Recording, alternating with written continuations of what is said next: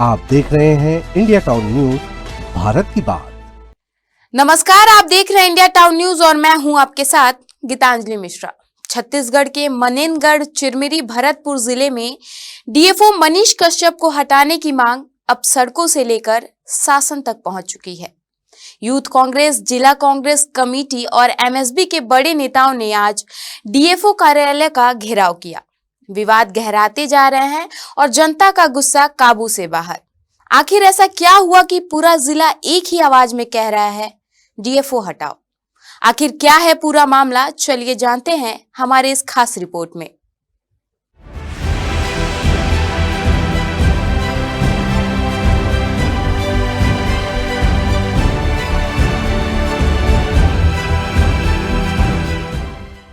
आज कांग्रेस ने खेड़िया टॉकीज से लेकर डीएफओ कार्यालय तक एक विशाल विरोध रैली निकाली।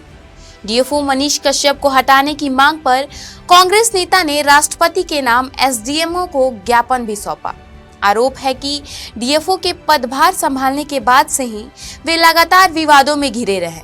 शहरी क्षेत्रों में भालुओं और जंगली जानवरों का विचरण बढ़ गया है, लेकिन वन विभाग द्वारा किसी तरह की रोकथाम नहीं की जा रही है। वहीं ग्रामीण क्षेत्रों में आदिवासी परिवारों के घर तोड़ने का भी आरोप डीएफओ पर लगाया जा रहा है। लोगों का कहना है कि प्रशासन की कार्रवाई मनमानी तरीके से की जा रही है, जिसकी वजह से जनता में भारी रोष है। आपको बता दें कि छत्तीसगढ़ के मनेनगढ़, चिरमिरी, भरतपुर जिले में इन दिनों डीएफओ मनीष कश्यप को हटाने के लिए कांग्रेस सड़कों पर उतरकर आंदोलन कर रहे हैं।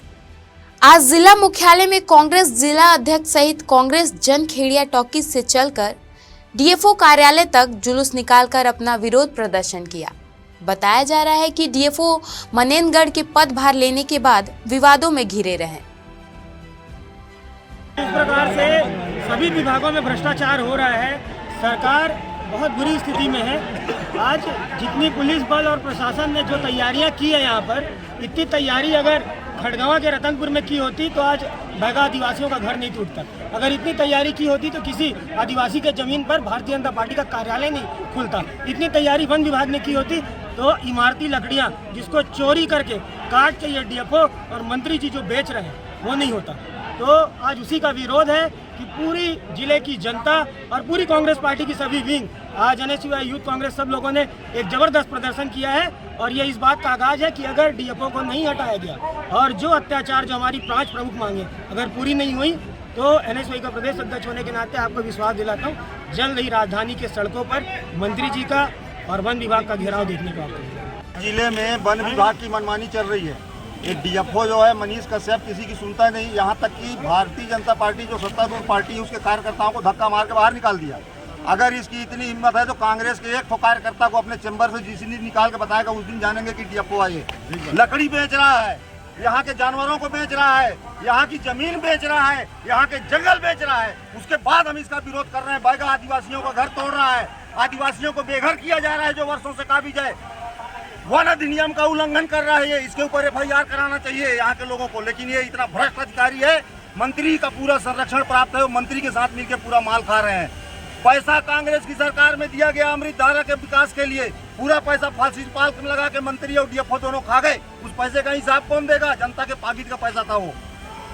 ये अत्याचार कर रहे हैं लगातार, न किसी की सुनता, जनप्रतिनिधियों का अपमान करता है। जंगल की कटाई लगातार चल रही है। वन्य पशु खुलेआम रिहायशी क्षेत्रों में विचरण कर रहे हैं। वन पशु के रेस्क्यू का पैसा खा रहा है बैठ के यहाँ पे और सोच रहा है मैं मंत्री को सेट कर लिया तो सबको सेट कर लिया। इसकी गुंडागर्दी, इसकी दादागिरी अब एमसीबी जिले में चलने वाली नहीं है। ये अपना बोरिया बिस्तर बांध के यहाँ से जाए और जहाँ पे इसको सरकार भारतीय जनता पार्टी की रखना है रखे। हमको ऐसा डीएफओ नहीं चाहिए। कांग्रेस पार्टी के पूर्व विधायक गुलाब कमरो का कहना है कि मनेन्द्रगढ़ डीएफओ जब से पदभार ग्रहण किए हैं तब से ग्रामीण जनों के घरों को जेसीबी से लगातार तोड़ना चाहा।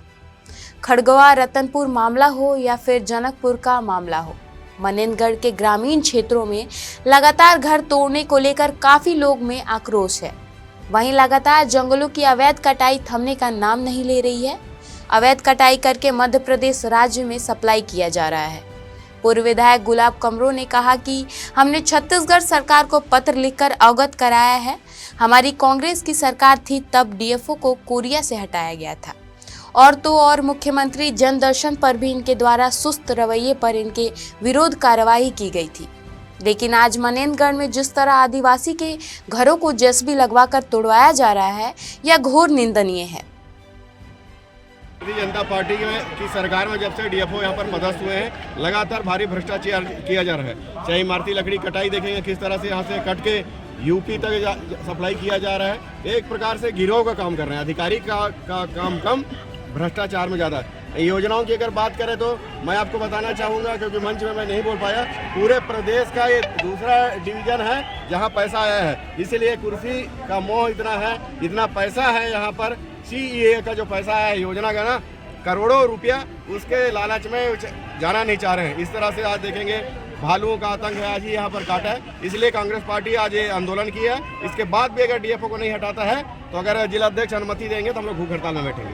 देखिए, जिस प्रकार इस पूरे जिले में भालू का आतंक है, हमारे शहर में दहशत का माहौल है। विगत 1 महीने से हम कांग्रेस पार्टी के लोग एक छोटी से छोटी बातें डीएफओ को कर रहे थे, लेकिन डीएफओ जिस प्रकार से अपने अधिकारी में मदमस्त होकर हमारे लोगों को परेशान कर रहे थे, हमारे लोगों की बात नहीं सुन रहे थे। हम सभी आज यहाँ पर कांग्रेस पार्टी के लोग इस ऐसे भ्रष्ट अधिकारी के खिलाफ हम लोग यहाँ पर धरना प्रदर्शन करते हुए आज एक विशाल रैली के रूप में यहाँ पर आकर हम लोगों ने प्रदर्शन किया है और इस बात की मांग की है कि ऐसे भ्रष्ट अधिकारी को हटाया जाए और हमारे जो लोग यहाँ पर इतनी बुरी तरह से परेशान हैं उनसे उनको निजात दिलाई जाए।